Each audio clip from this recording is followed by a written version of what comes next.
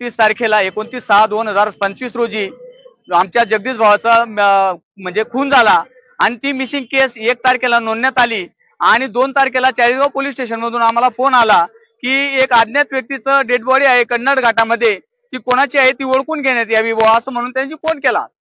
आम्ही 550 आदिवासी गेलो आणि त्या ठिकाणी पाऊस वरून चालू होता, 3-4 दिवस झाले होते डेड बॉडीला, म्हणून बॉडी ही डिकम्पोज झाली होती, म्हणून बॉडी ओळखली जात नव्हती। परंतु जगदीश भाऊच्या हातावर आदिवासी म्हणून हा जो टॅटू होता मित्रांनी ओळखला, हा आदिवासी जगदीश भाऊच आहे असं ओळखण्यात आलं, म्हणून आम्हाला ती ओळख पटल्यानंतर परंतु या घटनेला 29/6 1 महिना झाला, पोलीस प्रशासन मात्र पूर्णपणे झोपलेले आहे।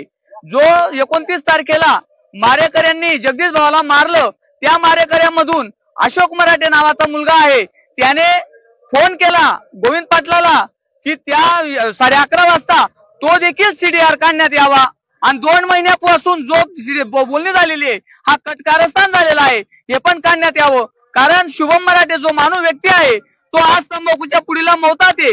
29 तारखेच्या 15 दिवस अगोदर त्याच्या खात्यावर 25-26 लाख कुठून आले, हा जो मास्टर माइंड आहे या मास्टर माइंडला शोधण्यात यावं आणि हा मास्टर माइंड गोविंद शिवाजी पाटीलच आहे हे आम्ही सिद्ध करतो, ते पोलिसांनी सिद्ध करावं।